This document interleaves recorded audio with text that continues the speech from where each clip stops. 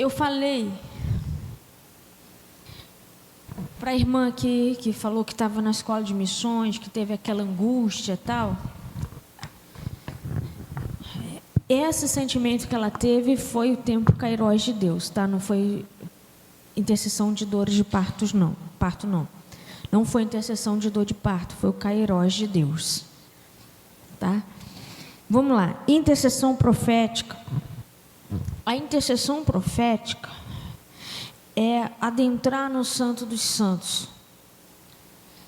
É você entrar no Santos dos Santos. É ir ao terceiro céu e ver o que ocorre no mundo espiritual e trazer as intenções e desejos do coração de Deus para o plano físico. É conhecer a vontade de Deus, vontade clara de Deus, e clamar por ela com o ardor de um coração aflito e sedento por mais e mais de Deus. A intercessão profética é quando Deus ministra algo ao seu coração. Você entrou no Santo dos Santos e ali você viu exatamente aquilo que está no coração de Deus, que Ele deseja fazer na Igreja Metodista em Copacabana. E ali você começa a clamar para que venha se concretizar. E na intercessão, agora na intercessão profética, a gente só declara as palavras de Deus. Na intercessão profética, a gente só faz aquilo que a gente ouviu de Deus. Não acrescenta uma vírgula, não acrescenta um a, não acrescenta um até. É aquilo que está no coração de Deus. E nós já falamos sobre a preparação, né? E quando a gente passa por essa preparação, que são os 3 níveis de oração, que é o jejum, a gente consegue ouvir a voz de Deus. E a gente colocou aqui, a gente precisa ter o coração purificado. E um coração purificado, um coração sincero na presença de Deus. A gente tem que ser liberto do medo, porque a gente não sabe, assim como você vai ver coisas boas, você vai ver coisas ruins também. Você tem que estar firme na sua fé, porque você vai ver coisas que vão mexer com você, mas se você tiver com os sapatos da preparação do Evangelho, você não vai ser, você pode ser mexido, mas não vai ser arrancado. Você precisa ter as roupas apropriadas, que a gente já falou também. Aqui a gente já está entrando numa batalha, né? Que a intercessão é batalha. Se a gente tem que ter maturidade, mas a maturidade ela acontece com o tempo, com a caminhada, a gente vai tendo experiências. E sendo que o autor de Hebreus ele nos alerta, eu coloquei o título, quanto à indolência espiritual, que nos tira da sintonia com Deus, ou seja, a preguiça. Às vezes a gente é preguiçoso. Hebreus 5, 11 a 14 diz: a esse respeito temos muitas coisas que dizer e difíceis de explicar, porquanto vos tendes tornado tardios em ouvir. Pois, com efeito, quando devias ser mestres, atendendo ao tempo decorrido, tendes novamente necessidade de alguém que vos ensine de novo quais são os princípios elementares dos oráculos de Deus. Assim vos tornastes como necessitados de leite e não de alimento sólido. Ora, todo aquele que se alimenta de leite é inexperiente na palavra da justiça, porque é criança. Mas o alimento sólido é para os adultos, para aqueles que, pela prática, têm as suas faculdades exercidas para discernir não somente o bem, mas também o mal. A gente precisa amadurecer, e esse amadurecimento vai vir com vida de oração, com leitura da palavra, mas para conseguir esse amadurecimento, é uma vida devocional. A intercessão não é só oração, como a gente já viu, também é atitude. Então, na intercessão profética, a gente tem a intercessão pela proclamação da palavra. O que é a intercessão profética pela proclamação da palavra? O que aconteceu com Ezequiel no vale de ossos secos? Deus mandou ele para lá e foi perguntando a ele: o que você está vendo? E ali Deus falou: agora você profetiza. Ezequiel repetiu exatamente aquilo que Deus falava para ele. Ezequiel falava exatamente aquilo que Deus mandava ele falar. Isso é liberação da palavra.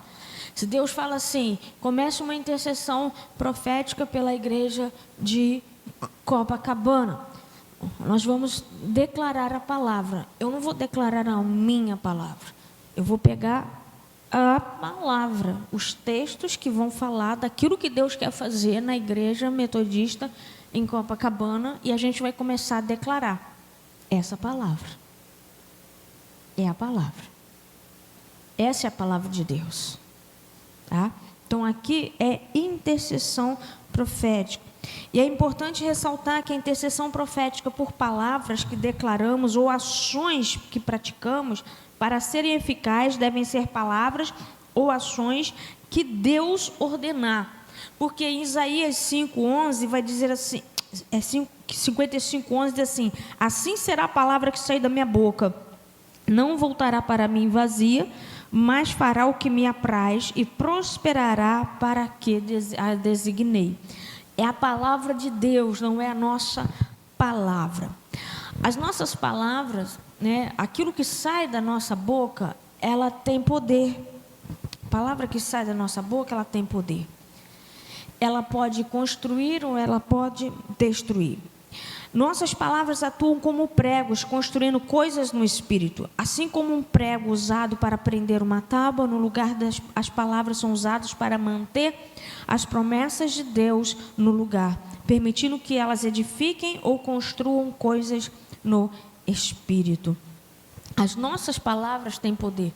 Não sei aqui quem já prestou atenção em pessoas que vocês conhecem, ou até mesmo na família de vocês, alguns casos que vocês sempre ouviam uma autoridade, seja pai, mãe, tio, avô, uma autoridade, falando com a pessoa, liberando alguma palavra, falando alguma coisa, e hoje você vê que a pessoa caminha segundo aquilo que ele sempre ouviu que falasse.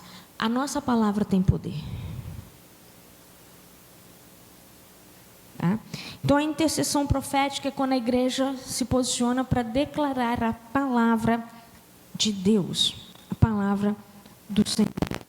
A intercessão profética com atos proféticos é o que a gente mais ouve falar, né? Hoje em dia, é quando a gente tem uma atitude. Atos são atitude, é prática. E a gente elencou alguns textos, e um dos textos mais conhecidos é sobre a conquista de Jericó, quando Josué foi conquistar juntamente com o seu povo Jericó. E aí você vai ver que Deus deu as ordens a Josué, e Josué passou exatamente aquilo que Deus falou para ele, para as pessoas. E Josué reuniu os sacerdotes, deu as instruções de como eles deveriam levar a arca, do que eles deveriam fazer. E 7 sacerdotes deveriam levar 7 trombetas de chifres de carneiro, né?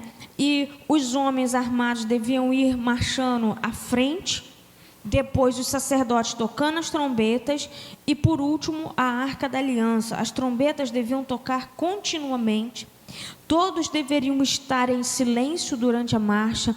No 7º dia deveriam dar 7 voltas na cidade de Jericó, e na 7ª volta todos deveriam gritar, e as trombetas não podiam parar de tocar. Deus deu as ordens para Josué, e Josué passou exatamente o que Deus falou para ele. Ou seja, aqui no ato profético a gente precisa ter, vamos fazer um ato profético aqui em Copacabana. Primeiro, precisa haver a orientação de Deus. Deus vai dar orientação. Então, a liderança tem que organizar esse ato profético. Foi o que Josué fez. Ele organizou de acordo com que como Deus foi falando. Precisa haver a obediência à liderança, porque o nosso Deus é um Deus hierárquico. Ele trabalha com hierarquia. Então, se Deus falou com o pastor, a gente vai seguir aquilo que Deus falou. Ele vai organizar e a gente vai seguir. Tem que haver essa obediência. A gente tem que entender o tempo certo. Às vezes a gente fica ansioso, quero fazer logo. Não, Deus vai dar o tempo certo, o horário certo, o momento exato. E também a gente precisa saber a posição certa. Ou seja, a posição para o qual Deus me chamou para esse trabalho. Aonde Deus quer que eu esteja nesse trabalho. Observe, se você for ler o texto depois, você vai ver que Deus mandou que os soldados armados fossem à frente. Atrás fossem os levitas, os que estavam tocando a trombeta. Depois fosse a arca, o povo. Sendo que depois, ao lado deles, também haviam soldados armados. A gente tem que saber qual é a posição que Deus quer que a gente esteja. Não é em qualquer posição. E aí o Senhor dá uma ordem para que eles rodeiem a cidade, ou seja, toma posse da cidade. A palavra de Deus diz que onde a gente colocar a planta dos nossos pés será nosso. Então ali eles começaram. O primeiro dia deram uma volta. E é interessante que todos em silêncio. Eles acordaram quando o sol começou a nascer. E ali eles foram, deram uma volta e voltaram para o acampamento em silêncio. O segundo dia eles deram uma volta e voltaram em silêncio. O terceiro dia eles deram uma volta e voltaram. No quarto dia, quinto dia, sexto dia, deram uma volta.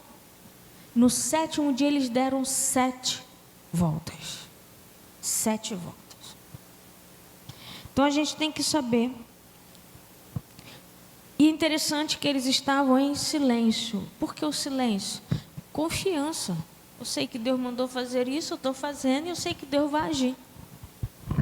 Ninguém murmurou, ninguém questionou, ninguém reclamou. Segue em frente. A ordem não é marchar? Vamos marchar. Vamos dar volta, vamos dar volta, vamos dar volta. Essa é a ordem. Ninguém reclamou, ninguém falou nada. E aí o toque das trombetas. A trombeta tinha que tocar continuamente. Diz aqui, 7 trombetas levavam diante do Senhor, os homens armados iam, os tocando as trombetas, e por último a arca da aliança. As trombetas deviam tocar continuamente.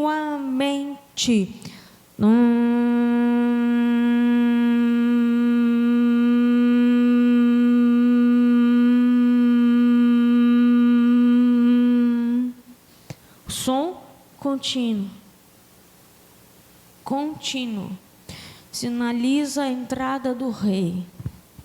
O rei está chegando. O rei está chegando. Sinalizam também, se o rei está chegando, é hora de juízo. Ele vai julgar a terra. Ele vai julgar a terra. No momento em que eles tocam o som contínuo, é para que haja um despertamento para arrependimento. O primeiro dia eles deram uma volta.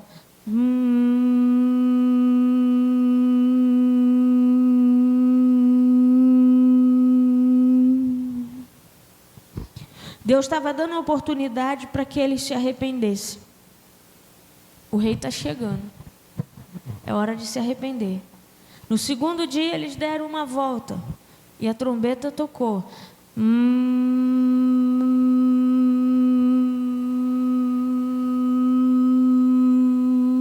O som contínuo. O rei está chegando. É tempo de se arrepender.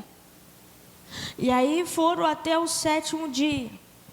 E no 7º dia, a trombeta tocou. Só que do 7º dia, o toque da trombeta foi um toque mais forte. Mais forte e longo.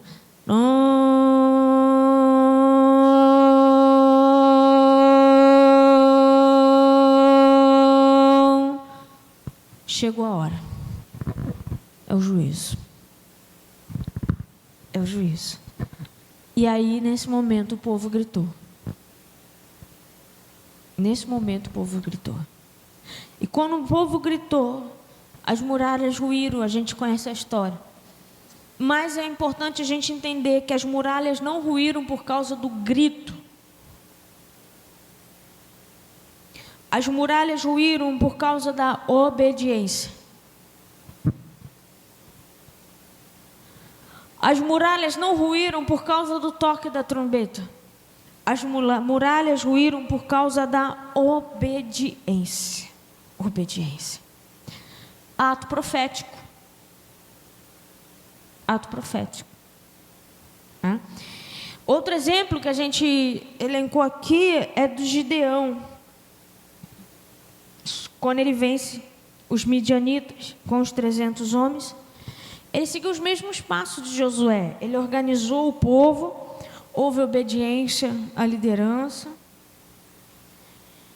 ele profetiza, ele fala exatamente o que Deus manda ele falar, ele sabe a hora certa para atacar. E o vaso que é quebrado aqui foi um ato de fé, foi um ato profético, a coragem de se assumir diante do inimigo, assustar o inimigo, e também uma demonstração de renúncia para conquistar o novo. Eu não tenho como obter o novo enquanto eu não deixar o velho. Atos proféticos. A tocha representa a presença de Deus e a trombeta é a chamada para o despertamento, simboliza o anúncio da vitória. Nos atos proféticos é necessário tudo isso que a gente viu, né?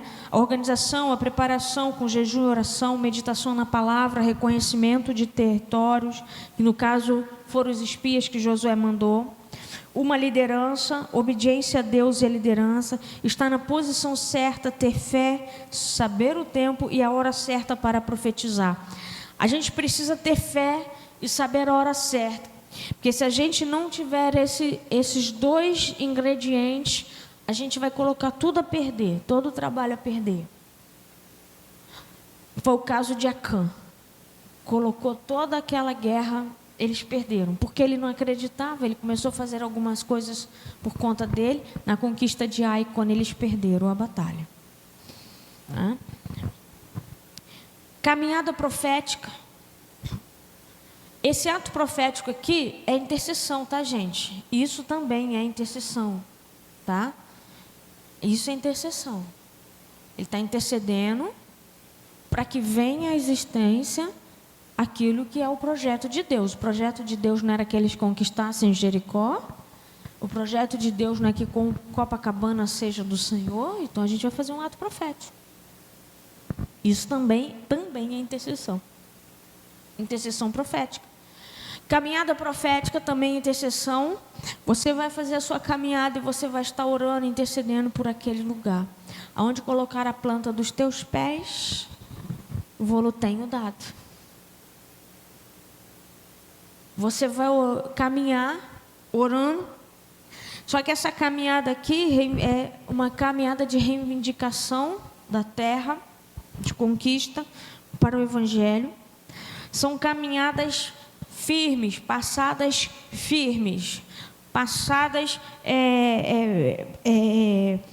com atitude. Não é uma caminhada simples, um passeio. É para marcar território. Para marcar território. Então a gente pode proclamar aqui uma caminhada profética aqui em Copacabana. A gente marcar um dia, o pastor vai marcar um dia com vocês, aí vocês vão sair caminhando, tomando posse da terra, posse do lugar, em oração. Neemias, quando voltou a Jerusalém para restauração, antes dele começar a obra, ele fez uma caminhada por Jerusalém. Reconheceu tudo. Ele caminhou, ele orou, ele profetizou naquele lugar, ele chorou, ele jejuou por aquele lugar. Intercessão. Então eu digo para você, intercessão é só oração? Não, é atitude também. Você tem que andar, à medida que você vai andando, você vai vendo a situação, você vai vendo o que está precisando ser feito, que onde Deus tem que agir, Deus tem que intervir. Isso é intercessão. Então a intercessão não é ficar só dentro da igreja orando, não é só ficar de joelho clamando, não. Aonde você estiver, entenda que Deus que está te levando e você vai orar por aquele lugar. Isso é intercessão. Adoração profética é quando há total entrega para Deus, total entrega. Quando Saul teve encontro com os profetas, e ali teve o seu ser, né? Ele foi mudado no novo homem, não se refere que ele teve mudança de caráter, ele foi mudado de posição, foi uma mudança civil, tá? Na adoração, a mudança, toda intercessão traz mudança, toda intercessão traz mudança. A adoração profética é quando você começa a adorar o Senhor, que eu falei no primeiro nível de oração, e você entra no Santo dos Santos e você vê as coisas começando a ser mudadas, a serem transformadas. Você não pediu nada, você só está ali declarando santo, santo, santo, santo. O Senhor é o ar que eu respiro. O Senhor é a minha força. E você começa a adorar naquele lugar. E ali as coisas vão começar a acontecer. É uma reverência, você prestar culto ao Senhor. Dança profética. Existe a coreografia, ministério de coreografia, mas existe a dança profética, que também é intercessão. Da dança profética? Eu vou explicar isso aí. Sim. A coreografia não é errado ter na igreja, normal, como o ministério de louvor. A coreografia, as pessoas ensaiam, se preparam com vestes, né? Ensaiam os seus passos, o que vão fazer. E se alegram, e se apresentam, é uma bênção, a igreja fica muito alegre. Já a dança profética é quando eu não tenho ninguém me vendo e eu consigo fazer tudo isso sem ninguém saber e sem ninguém ver. Eu estou tendo uma dança profética. Eu faço aquela leveza. Não faço porque tem alguém me vendo. Não faço porque tem alguém me assistindo. Não faço porque é algo que vem de dentro de mim. E a igreja sente a diferença na vida dessa pessoa. Aí se tornou uma dança profética.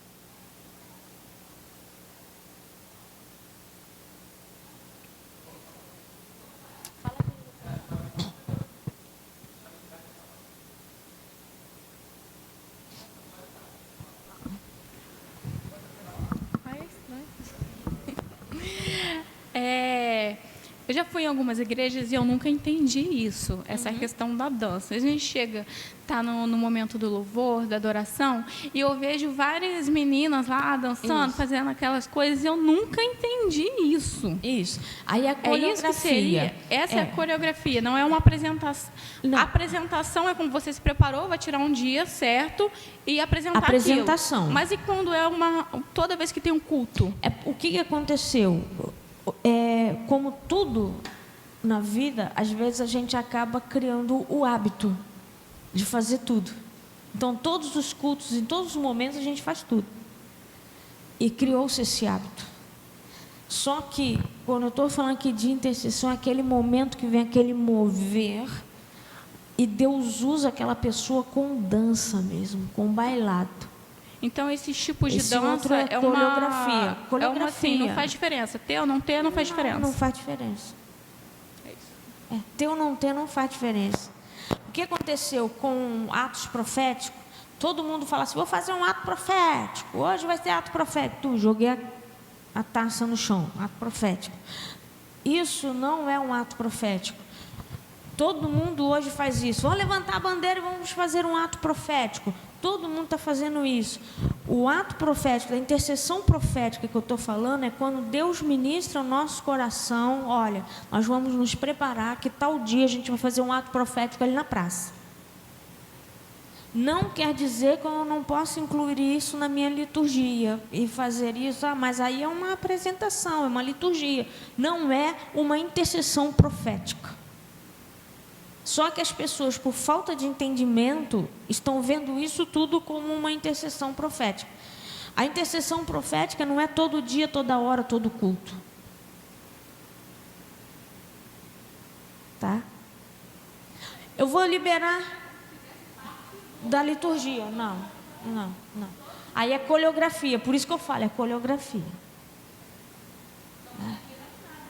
Não, liberando nada. É igual vou liberar uma palavra profética, todo culto. Eu estou liberando uma palavra de, como que diz agora, de autoestima, de incentivo. Mas quando é a palavra profética, a gente percebe que a coisa flui. Só que tem lugares, né, tem pessoas que estão fazendo isso todo culto. Vou liberar a palavra profética agora. Vocês vão receber, vai receber. É um estímulo, um incentivo. Agora, quando Deus nos dá uma palavra profética, eu vou liberar uma palavra profética. Deus está ministrando ao meu coração, eu vou liberar. Aí é diferente. Não é todo culto, não é toda reunião, não é. Só que hoje, infelizmente, tem a questão do... Não sou contra o coach, não sou contra a psicologia, não sou contra o pensamento positivo, só que as pessoas estão usando isso no púlpito, na liturgia, tá? E eu acho que isso não é legal.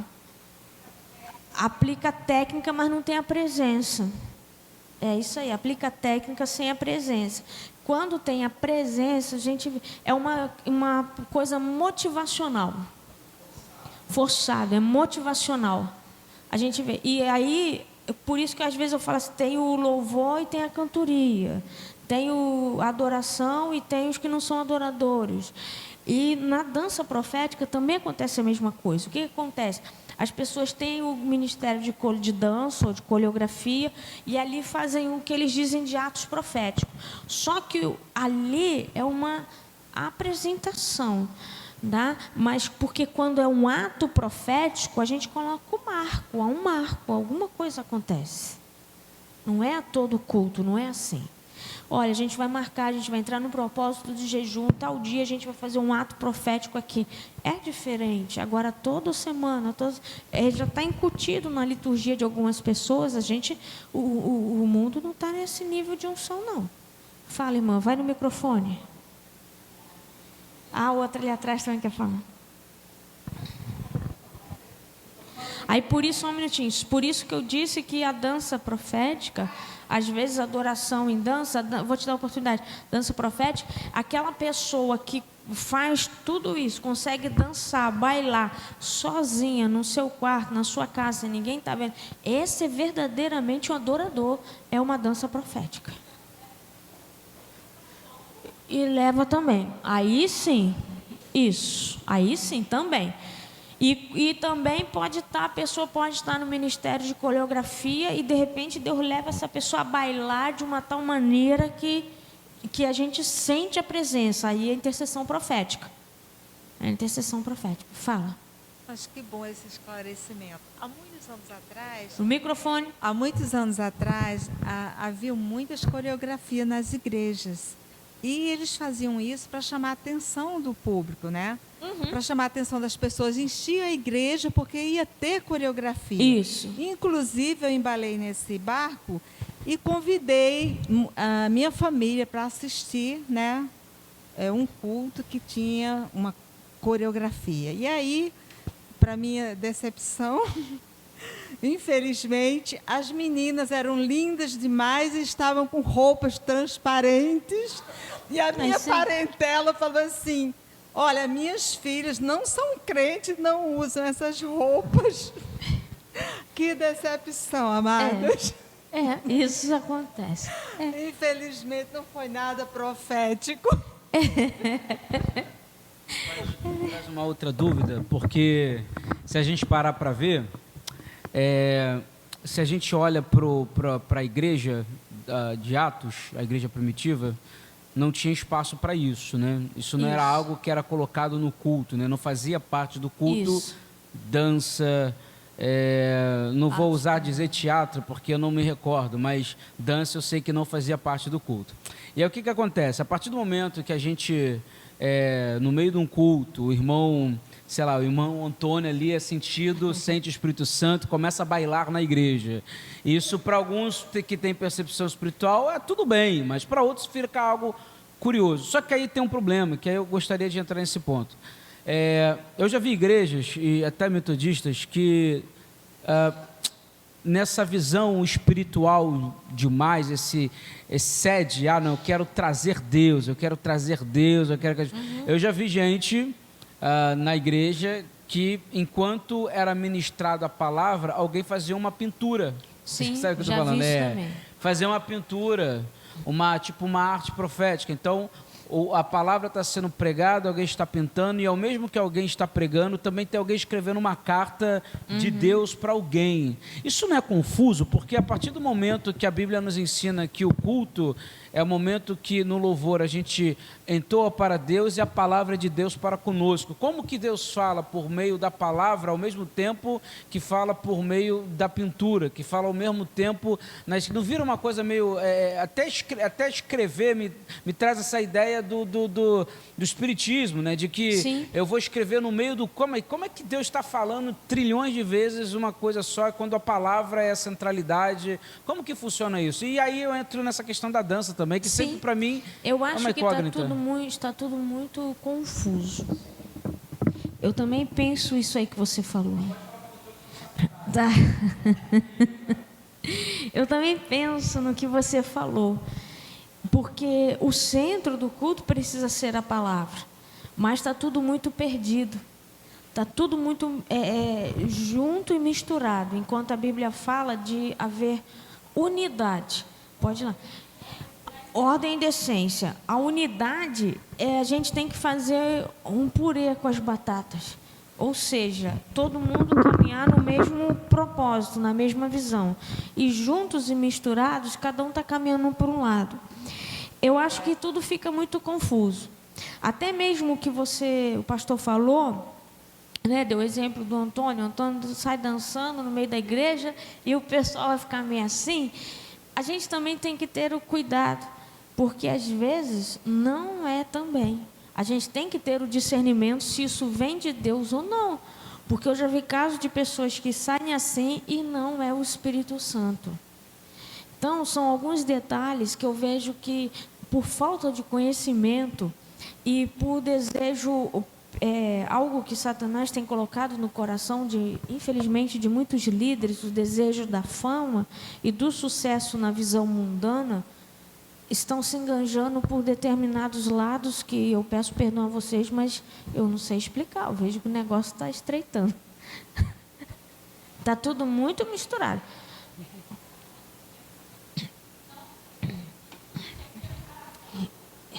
Isso. Justificar o que eles estão fazendo. Agora, teve um caso, uma vez eu fui convidada para pregar na igreja em Pilares, e aí... Quando eu terminei, que eu estava saindo, uma irmã me surpreendeu com um presente. E o presente era um quadro que ela pintou, que ela disse que Deus tinha levantado ela com pintura profética. E arte profética. E junto com esse quadro, estava embrulhado, tinha uma carta. Só que ela não pintou o quadro na igreja durante a pregação. Quando ela soube que era eu quem ia pregar, ela orou. E Deus deu uma palavra para ela. Então, ela entregou. É uma coisa. Agora, outra coisa, na hora da pregação da palavra, ela está pintando e está desenhando, que não foi o que aconteceu lá. Não. Aí eu entendi que Deus falou algo de mim para ela. Durante o culto, eu vejo isso aí. Eu penso aí também. Eu penso assim também. E é aquilo que o pastor falou. Como que eu estou cultuando a Deus, eu estou pintando, eu estou escrevendo outras coisas? E se você... Eu não sei. Eu posso estar errada, mas eu já observei que as cartas normalmente falam tudo a mesma coisa. Que Deus tenha misericórdia da minha vida. Mas eu também não entendo, não. Fala, minha irmã. Só um esclarecimento, talvez já esteja até fora de hora, mas quando Tiara falou, ele veio à minha mente. A gente canta muito, aliás, é um louvor que eu amo, quando diz, sobre sua vida vou profetizar. Sim. E a gente fala isso de uma forma muito comum. Sim. No culto, né? E, aliás, é um louvor que me toca muito. E a sua colocação, aí eu gostaria que você esclarecesse um pouco, porque você fez algumas advertências com relação a essa questão, Sim. né, de profetizar. Aí, mas essa música, quando a gente fala sobre tua vida, vou profetizar, nenhuma maldição, eu estou liberando um texto bíblico. E a minha palavra, a tua palavra tem poder. Eu estou profetizando, estou liberando, estou dizendo que tem um texto bíblico que diz que sobre a tua vida não vale encantamento, nenhuma maldição vai te alcançar. Então, quando eu libero o que está escrito aqui, é uma palavra profética. Eu estou liberando, é uma intercessão profética com proclamação da palavra. Estou declarando uma palavra sobre a tua vida. Estou liberando uma palavra. Mas o que eu disse é porque tem que ser declarado essa palavra, porque as pessoas às vezes declaram qualquer coisa. Tem que ter fundamentação. Se você chegar e falar assim, poxa, eu não sei o que eu vou falar, pega a Bíblia e começa a ler em voz alta para tu ver o que vai acontecer dentro da tua casa. Quer ver outra coisa? Pega o Salmo 91 e lê o Salmo 91. Primeiro tu lê ele normalmente, em voz audível, não precisa ser em voz alta. Depois você lê colocando a sua vida. Eu habito no esconderijo do Altíssimo, a sombra do Onipotente. Começa a declarar, põe na primeira pessoa. Começa a ler em cada cômodo da tua casa, tu vai ver o que vai acontecer. Porque tu está liberando a palavra, e essa palavra não é sua, é de Deus.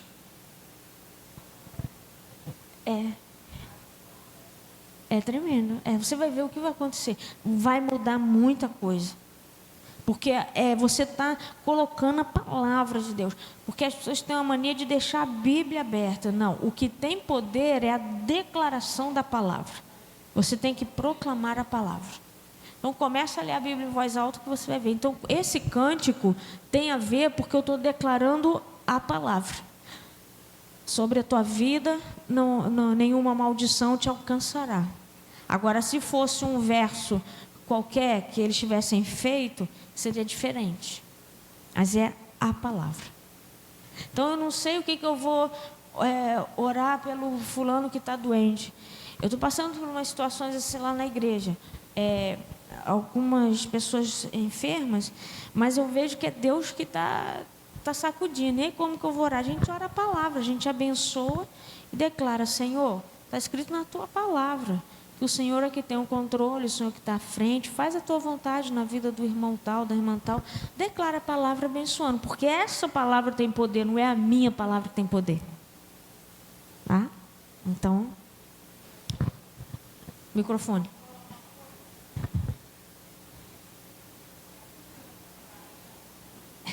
Esse microfone tem que ligar.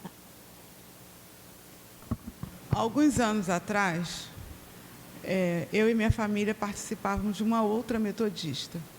E alguns anos lá, o Senhor me toca muito na palavra.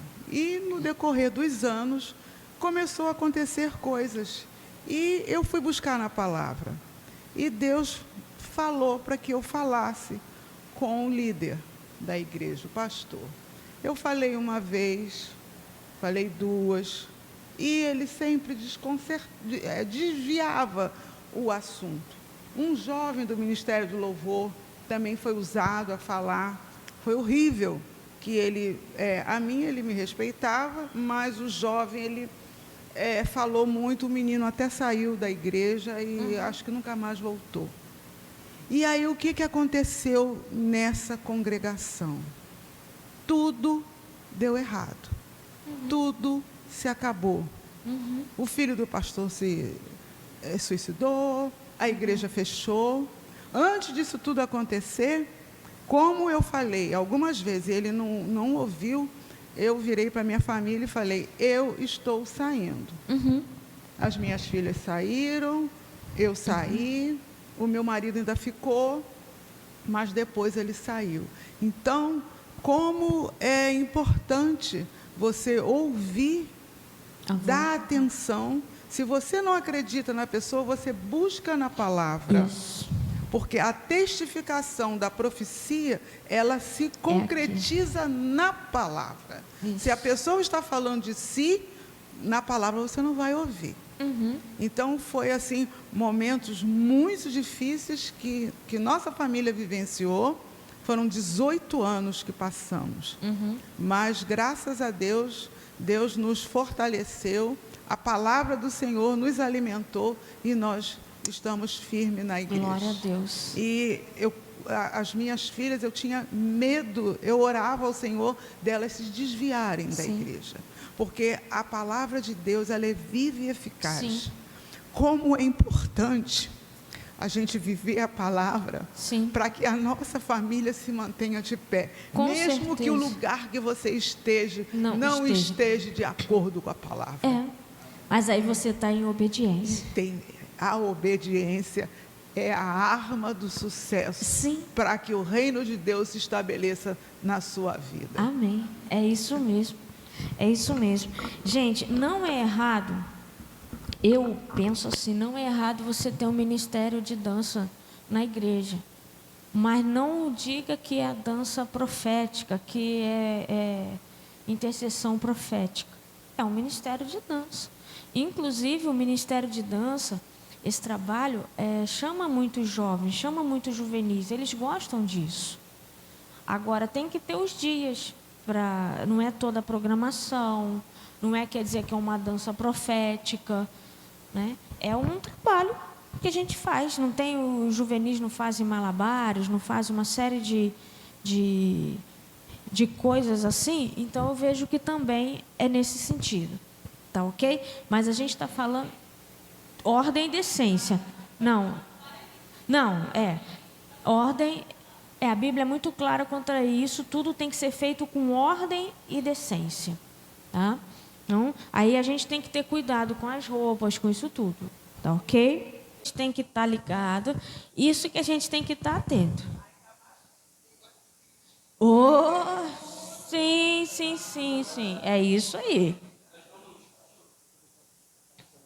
Nós vamos esse mês trabalhar uma questão espiritual e eu estou lendo um livro que fala muito sobre como que, aliás, até o sermão de amanhã, mas como que a igreja, ela abre espaço para que algumas coisas, para que as pessoas façam parte, e a gente não conhece a pessoa. Eu aprendi que, com o tempo, como pastor, aprendi uma frase que mexeu muito comigo.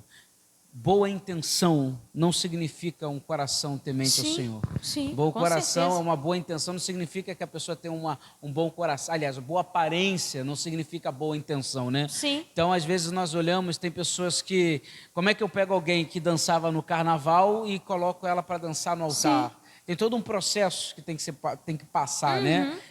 Mas a minha dúvida em si de dança, eu não tenho nada, eu só não consigo compreender que às vezes é algo muito forçado. É fazer o que os judeus fizeram, levando a Arca da Aliança para a guerra. Eu estou forçando que Deus me dê vitória, quando Deus não tem nada a ver com isso, né? Estou tentando fazer, Deus vai lá e faz, e Deus não tem nada a ver com isso. Eu concordo plenamente contigo.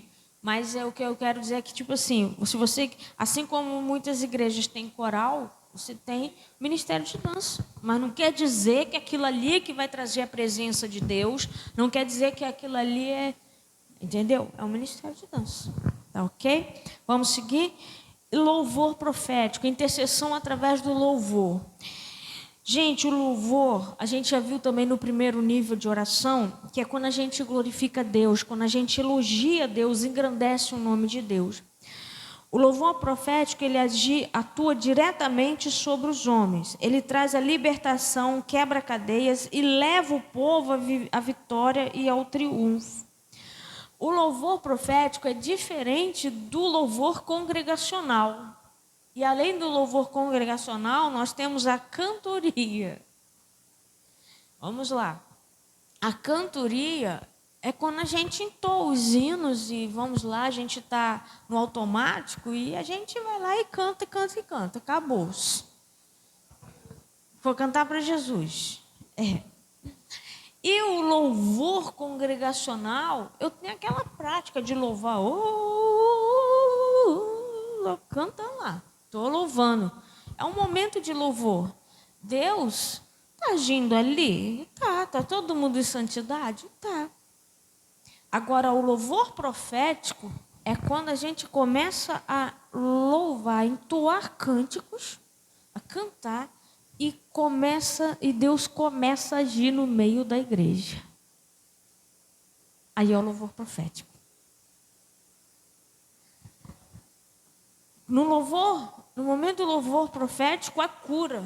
No momento do louvor profético, a libertação. Não é errado o louvor congregacional, a gente precisa, por favor. A cantoria, quem não gosta de cantar no chuveiro? Louvar para Jesus, cantar para Jesus. Não é errado, não é pecado, gente. Eu estou só dando a diferença, tá, gente?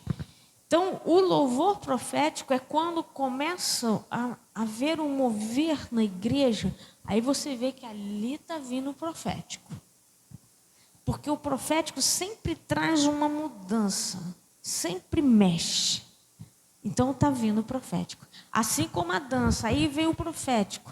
Aí a coreografia está aqui, mas na coreografia tem uma que Deus vai começar a usar com o profético. Tu vai ver que aquela pessoa ali vai começar a fazer a diferença. E aquela pessoa vai passar aqui e você vai sentir a presença de Deus. Porque o profético está acontecendo. No microfone. Não, sim.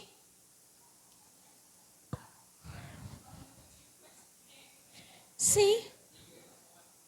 Essa semana mesmo eu tive uma experiência dessa, que eu estava lavando a louça, coloquei um louvor, comecei a cantar, daqui a pouco eu estava chorando, estava dando glória a Deus, lavando a louça. É isso aí, você entrou no Santo dos Santos.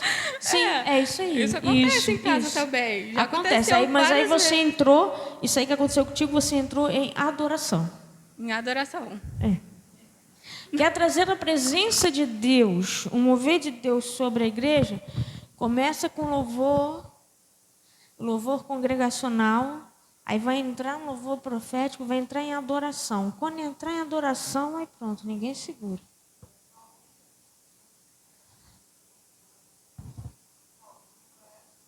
Adorador. Então, aí vai. E se você entrou em adoração, o microfone.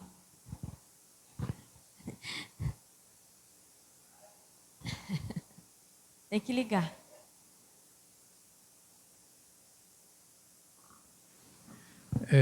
Mas seria, no caso, por exemplo, se você fosse tocado, seria um louvor profético? É como se você vai sentir, você está aqui, você vai sentir que tem algo diferente naquele louvor, que aquele louvor é um louvor profético. Porque eu fui tocado, na primeira vez foi um louvor. Um louvor, é isso aí. Foi com louvor. Foi.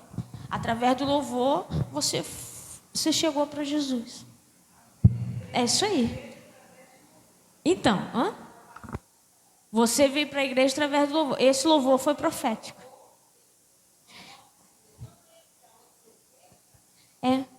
Então, esse é o louvor profético. Não é a cantoria, a gente canta. O louvor congregacional é aquele habitual que a gente tem, o louvor. Mas quando há o profético, quando Deus está ali usando aquela pessoa, aí lá fora as pessoas são tocadas. É isso aí. É isso aí. Tá? O profético sempre traz algo novo, alguma mudança. O profético, ele traz o sobrenatural de Deus. Se a gente for ver, aqui eu coloquei alguns textos que aí vocês vão ler depois em casa. Mas Paulo e Silas, eles quando estavam na cadeia, eles começaram a louvar. E o que aconteceu? Houve um terremoto. Ali foi um louvor profético. Começou a mexer tudo, tá? Então, isso é intercessão profética. O que eu quero dizer com isso? Que a intercessão não é só oração. Não é só oração. A intercessão, ela pode acontecer por meio do louvor, tanto que o louvor tocou você na rua, o louvor tocou você quando entrou em... A intercessão pode acontecer através de uma palavra, que a gente abre a boca e libera sobre a vida da pessoa, fala com a pessoa e aquilo ali muda a vida da pessoa. A intercessão pode acontecer através de um ato, que a gente chama de ato profético, uma atitude. A intercessão pode acontecer através de uma adoração. Você entrou num mover de adoração, você está adorando, adorando, adorando. Quando tu vê aquilo que tu ia orar, você foi orar com um propósito, tu está precisando de uma resposta, de uma solução, de uma situação, só que você entrou em adoração, você só adora, adora, adora, e quando você termina, não tem mais tempo de como continuar. E você não conseguiu falar com Deus sobre o seu problema, e você vai ver que o seu problema já foi resolvido. Adoração. Tá? Então, é por aí, é desse jeito. Isso é intercessão. Poxa, mas eu nem orei por aquele problema, mas você adorou. E quando você adorava, Deus pelejava a sua peleja. É isso. Isso é intercessão. Que aí a gente às vezes pensa que a intercessão é só orar. Não. Se você for ver os textos, é porque eu não estou lendo todos os textos. Mas se você pegar os textos que eu coloquei aqui e ler o capítulo inteiro na Bíblia, você vai ver. Gente, um texto que eu amo é 2 Crônicas 20. Eles não lutaram, eles não usaram espada. Eles só adoraram, só louvaram. E as coisas aconteceram. Gideão, eles só quebraram o vaso e levantaram a tocha. Acabou, e os inimigos caíram e eles venceram. E daí vai, Jesus orou e Jesus venceu a guerra. Então, é por aí. Tá? Então, vamos lá. Tempo de intercessão, nós temos o tempo Cronos e o tempo Kairos. O tempo Cronos é o tempo, nosso tempo normal, tá? É esse tempo que a gente tem, é o tempo que a gente faz a nossa devocional, que a gente ora, é o tempo Cronos. Que horas são? É o nosso tempo, o tempo humano, tá? É o tempo Cronos. E aí diz aqui no texto de 1 Coríntios 16:7, porque não quero agora ver-vos apenas de passagem, pois espero permanecer convosco algum tempo, se o Senhor o permitir. Esse é o tempo Cronos, é o tempo nosso. E tem o tempo Kairos.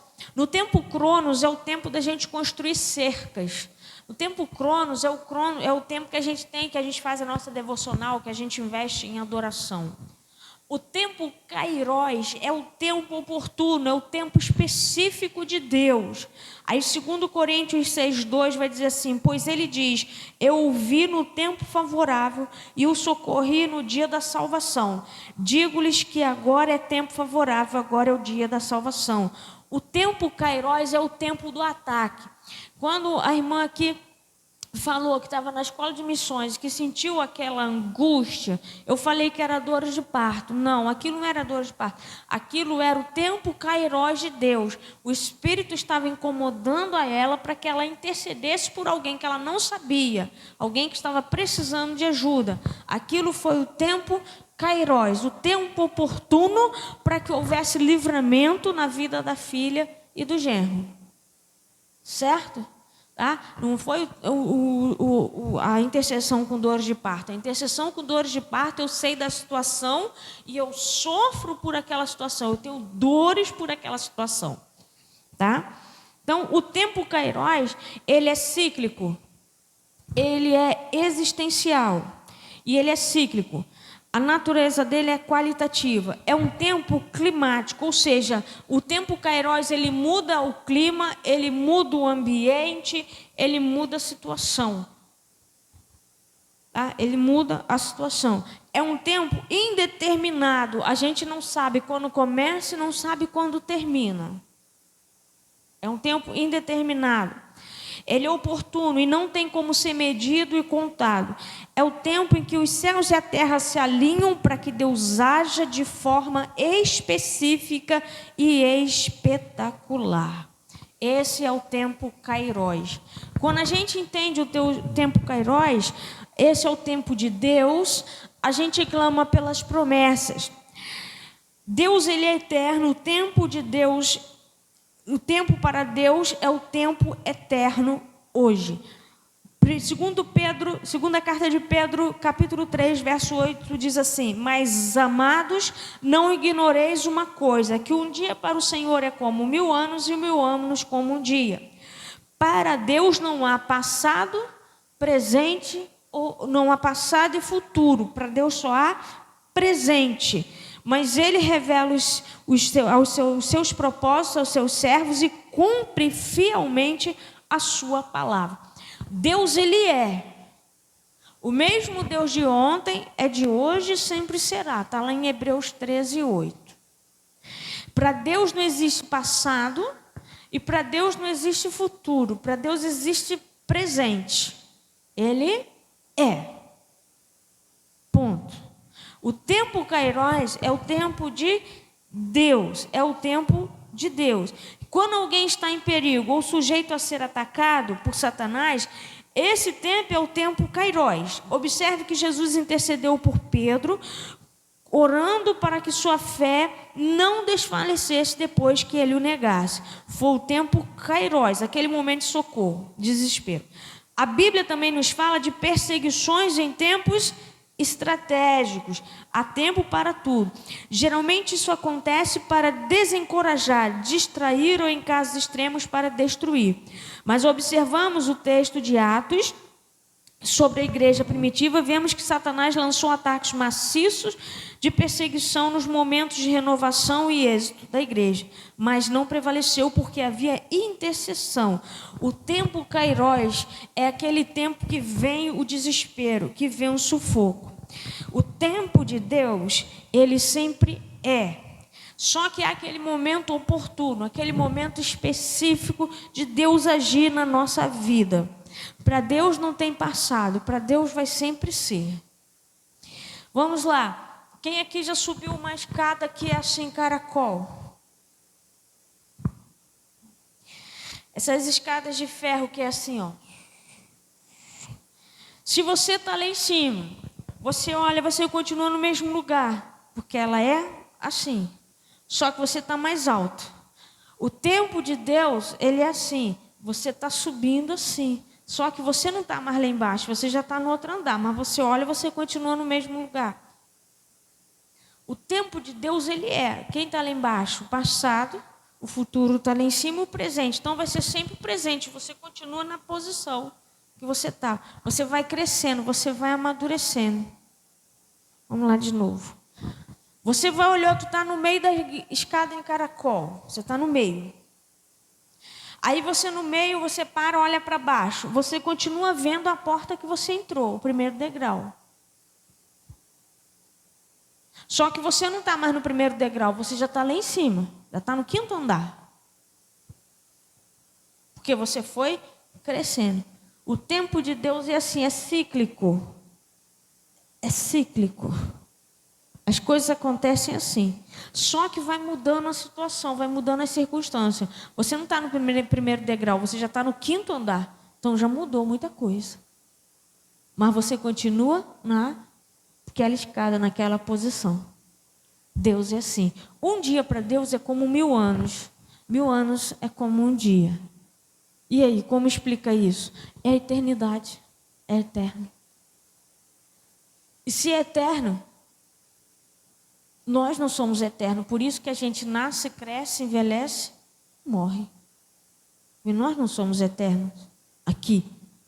Mas Deus é eterno. Ele não envelheceu, ele não mudou, ele continua o mesmo e sempre será. É eternidade. O tempo de Deus. A gente não sabe onde começa nem onde termina. A gente sabe que é. Ele é. Ele é. Simplesmente é. Ele é Deus.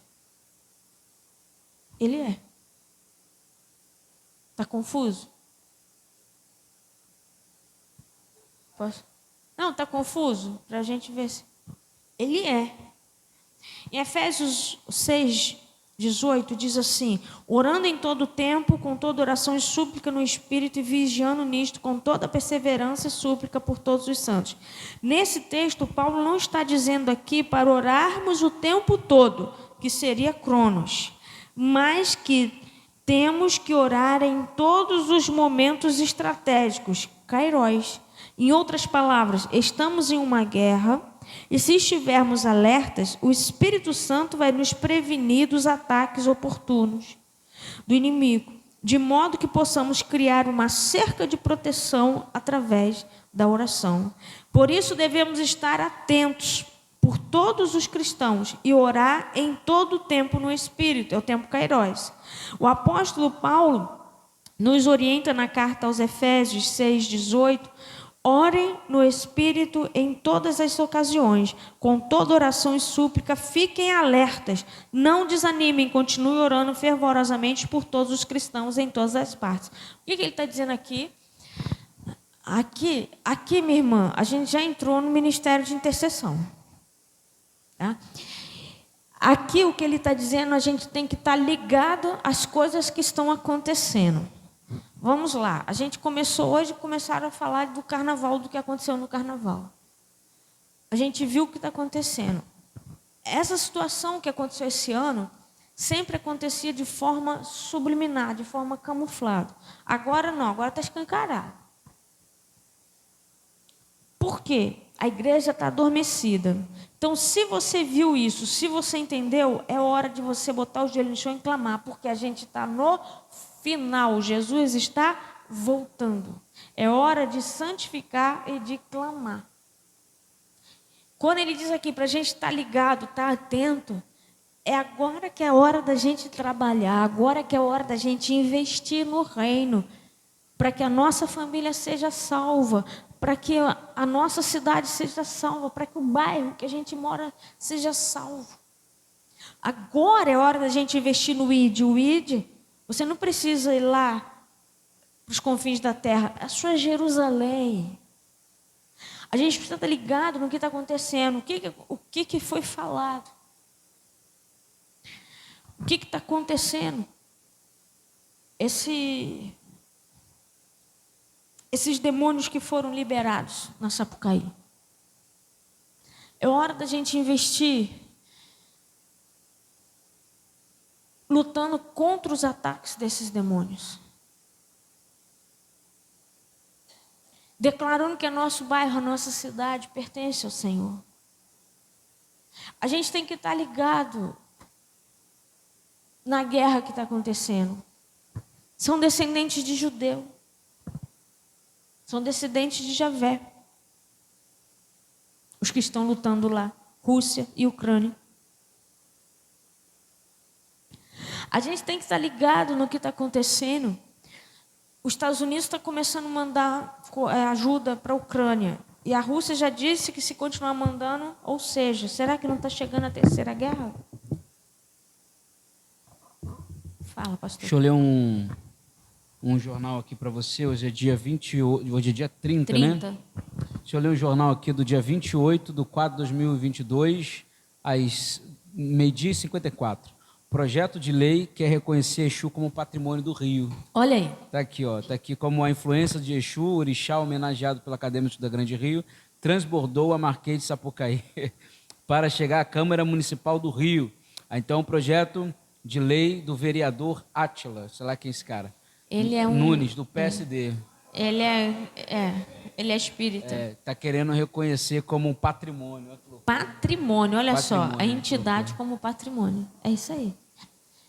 Então, o que acontece? A gente, por falta de conhecimento, a gente está sendo destruído. Aí a gente não tem conhecimento. Aí o que acontece? A gente vai lá, senta lá em frente à televisão e vê lá. E quanto mais adoração a gente dá para essas entidades, mais força eles têm. Aí a gente vai lá e dá atenção para eles. E a gente reclama, pastor, a igreja está assim, as pessoas não vêm mais, está acontecendo isso. A gente reclama que a gente não tem conhecimento do que está acontecendo. Se em vez da gente dar adoração para ele lá ver na televisão, a gente começar a orar pelas pessoas do nosso bairro, pelo nosso bairro, se a gente começar a clamar, dedicar um tempo para orar, para clamar pelo nosso bairro, ainda mais depois de uma situação dessa, orar pela nossa cidade, quando a gente vier para a igreja, a gente vier distribuindo folhetos, convite para as pessoas e falar de Jesus para as pessoas, quando chegar aqui, em vez da gente reclamar com o pastor, a gente orar e estar junto, clamando para que as pessoas entrem, para que Deus use os ministros de louvor, os músicos, para que haja um louvor profético que vá atingir lá do outro lado da praça, aí a gente vai estar vivendo o tempo kairós de Deus. Só que a igreja está muito dispersa. Nós estamos dispersos, nós estamos adormecidos por causa dessas confusões que estão acontecendo. E às vezes também a gente para e foca muito nessas confusões e a gente acaba falando besteira. Está na hora de a gente parar de focar nisso e focar foca, sabe aonde? Na tua casa, na tua família e no bairro que Deus te colocou. Pastor, eu estou focando em Gardenia Azul e acabou. Senão a gente acaba se entristecendo e se perdendo. Deus te colocou aonde? Aqui em Copacabana? Foca aqui, começa a orar por aqui. Começa a orar pelas pessoas daqui. Então a gente tem que estar atento ao tempo, porque o tempo Kairos de Deus é um tempo oportuno. Deus está abrindo as portas, Deus está dando oportunidades. E esse é o tempo que Deus está nos dando a oportunidade de ensinar, de falar. Então vamos aproveitar. Esse é o tempo que Deus está dando a oportunidade para eu aprender. Então eu vou aprender e vou praticar. Esse é o tempo Kairos. E a intercessão não é só ficar orando. Aqui no livro de profeta Joel, no capítulo 2, verso 25, diz: e restituir-vos-ei os anos que comeu o gafanhoto, a locusta, o pulgão e a lagarta, o meu grande exército que enviei contra vós. Aqui nesse texto observamos a expressão restituir-vos-ei os anos. Deus está fazendo uma promessa de restituição, de remissão. Deus pode remir o tempo e mudar a história a partir do momento em que há verdadeiro arrependimento e fé. Nesse momento nasce a intercessão no tempo de Deus. O clamor verdadeiro de arrependimento, o desejo de mudança, não para que recebamos alguma coisa, mas para que somente seja realizado o desejo de Deus em determinada situação. Qual o clamor da intercessão nesse período, nessa época que a gente está vivendo? Para que Deus abra o entendimento das pessoas e que haja arrependimento. O que a igreja está precisando de arrependimento? O que o mundo está precisando de arrependimento? Então vamos investir tempo clamando para que haja arrependimento. E aí quando a gente clamar, o povo vai começar a se converter, o povo vai começar... E aí sim vai vir a promessa. O tempo Kairos de Deus é quando a promessa se cumprir. Arrependimento. É isso que está precisando, é isso que está faltando. Só que hoje, como a gente está na época, a era da tecnologia, a época do fast food, a época do micro-ondas, que é tudo muito rápido, a gente quer tudo muito rápido. A gente quer uma receita pronta que é mais prática do que a gente ler Bíblia, do que a gente botar o joelho no chão, do que a gente clamar e esperar em Deus. Porque Deus, ele continua fazendo as coisas em banho-maria. E aí fica difícil. Então, só é. Entendeu? Só que a gente está acostumada com esse outro estilo de vida. Então a gente quer. Só que para Deus fazer do jeito que a gente quer, todo mundo tem que estar no mesmo foco. E não tem como a gente ter todo mundo no mesmo foco. Foi? A gente tem que fazer a sua parte. Alguém um dia orou muito para que hoje pudesse ter essa igreja. Alguém intercedeu muito para que essa igreja pudesse estar de portas abertas aqui nesse lugar. E a gente tem que dar continuidade. Jesus morreu na cruz do Calvário para nos dar salvação. A gente tem que dar continuidade à obra de Jesus. A intercessão tem essa função, dar continuidade à obra de Jesus. Então a gente não pode parar aqui, não, mas aqui está tudo muito bom, não. Tem que continuar orando para expandir. Para frente, para trás, para os lados, para expandir. Tem que estar orando para que o bairro venha. Isso, essa é a nossa função. O arrependimento e a fé são a chave para desatar o Kairos de Deus. Mas Deus assim cumpriu o que já dantes pela boca de todos os seus profetas havia anunciado, que o Cristo havia de padecer. Arrependei-vos, pois, e convertei-vos para que sejam apagados os vossos pecados e venham assim os tempos de refrigério pela presença do Senhor. E envie ele a Jesus Cristo, que já dantes vos foi pregado, o qual convém que o céu contenha até os tempos da restauração de tudo, dos quais Deus falou pela boca de todos os seus santos profetas desde o princípio. O Kairos pode acontecer a qualquer momento em nossa vida. E é por isso que a gente tem que estar atento. O Kairos a gente não tem como prever. Amanhã vai ser o Kairos de Deus. A gente não tem como contar. A gente não tem como ele vem assim. E é por isso que a gente precisa estar ligado. É por isso que a gente precisa estar atento. Porque ninguém sabe o dia de amanhã. Né? Construindo cercas de proteção. E não nos cansemos de fazer o bem, porque ao seu tempo ceifaremos e se não houvermos desfalecido. Aqui indica que é um tempo certo para a colheita. A hora oportuna, que é o Kairos de Deus. Só que durante essa espera, que é o tempo que a gente está vivendo aqui, a gente precisa construir. a gente precisa semear. Essas cercas de proteção, o que que é?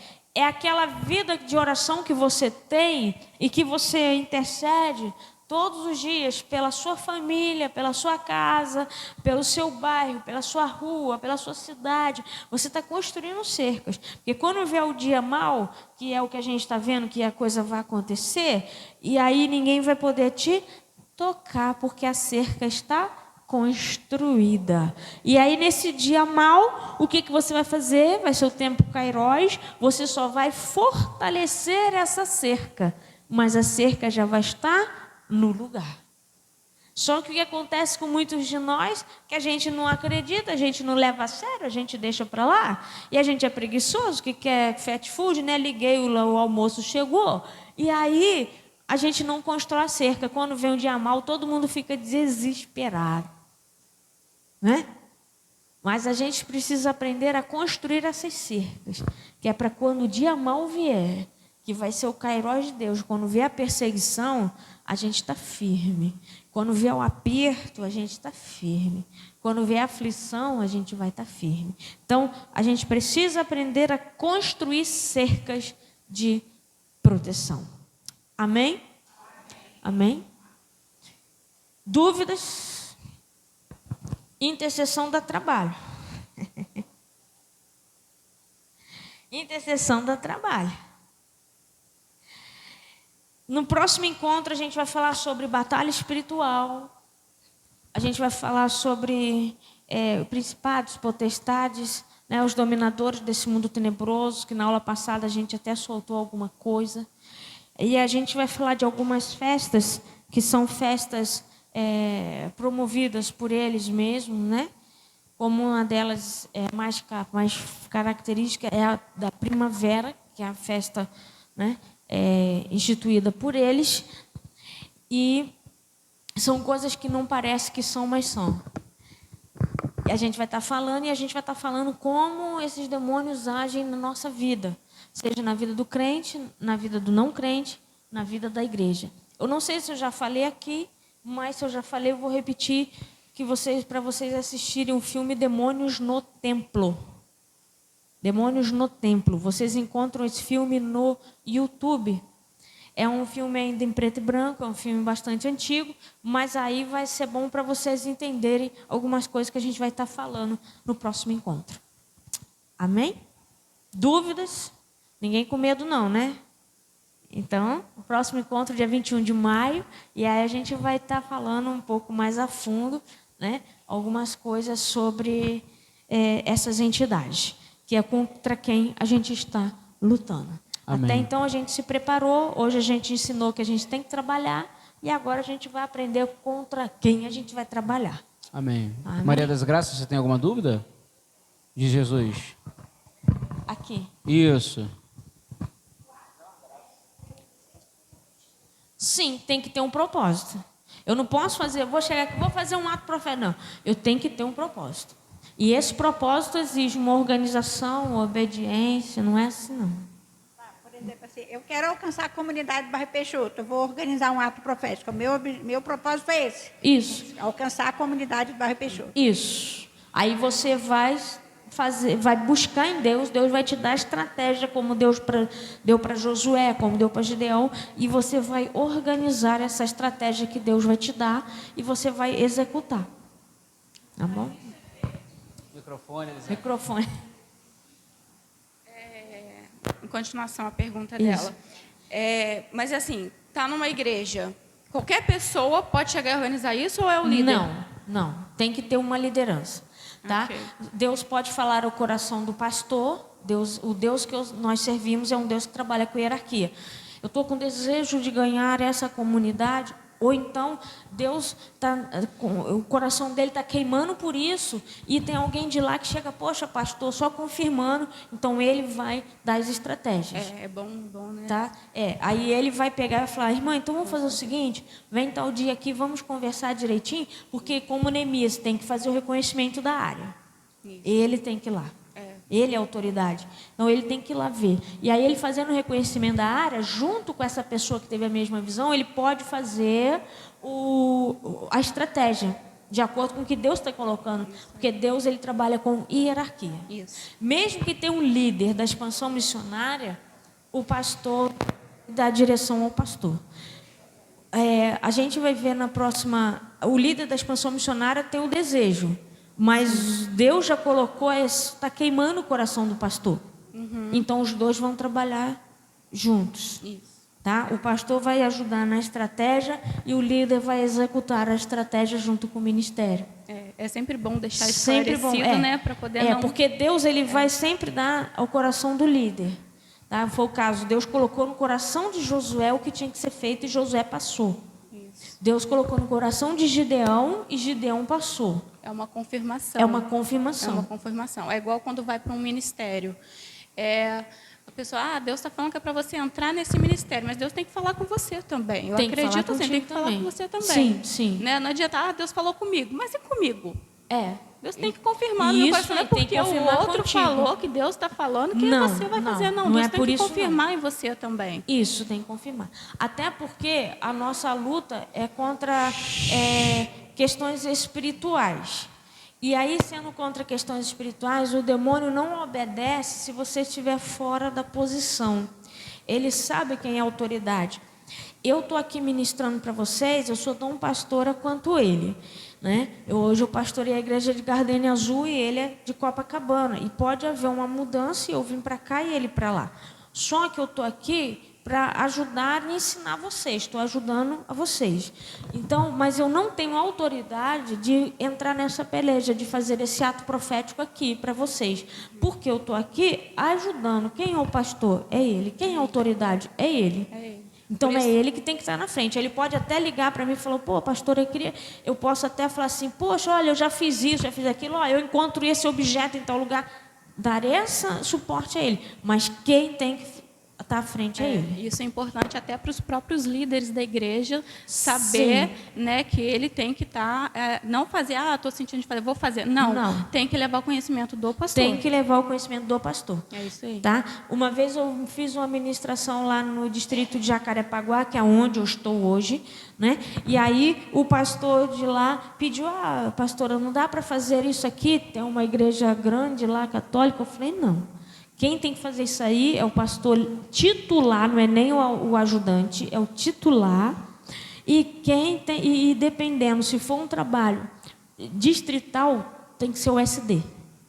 Isso. Entendeu? É sempre obedecer a sempre liderança. a hierarquia, Lá em Xerém, Deus mostrou a gente uma situação, mas só que Deus, dentro do meu território, da igreja onde eu podia fazer, mas o que passava dali, que Deus mostrou que era a lei, era com esse Deus. Passei a visão para ele e ele que rezou. Porque a gente vai ver no próximo encontro, que há uma hierarquia. Então você vai se machucar, você vai ter problemas na sua família, o diabo vai te usar assim, maravilhosamente bem para destruir as igrejas e o que Deus quer não vai acontecer. Porque tudo tem que passar pelo pastor. Se o pastor não autorizar, você está debaixo de rebelião. Isso é verdade. É debaixo de rebelião. Debaixo de rebelião. E é agir em sabedoria também, porque não adianta também você estar lá, você é líder de um ministério. Isso. E aí você fala, pensando nisso, naquilo, vou levar o pastor. Aí depois leva o pastor fala, não. Aí depois já vai, é o pastor isso, é o pastor... Não é nada disso. Não. Tem que primeiro passar para o pastor, depois passar para o restante, porque senão cria-se uma confusão. Cria uma confusão. Aí isso aí já é o espírito de rebelião. Rebelião, exatamente. É espírito de rebelião. É um demônio que age, aí cria uma rebelião, porque aquilo ali não vem de Deus, e aí o pastor é o último a saber, e não é de Deus aquilo. Ele às vezes já está até sabendo o que estão fazendo, mas ele está esperando vir falar. É o momento certo. O momento certo. E aí é espírito de rebelião. Amém. Vamos aplaudir então a vida da pastora, amém? Vamos aplaudir a vida dela, amém? Obrigado por essa aula maravilhosa. Deus possa abençoar.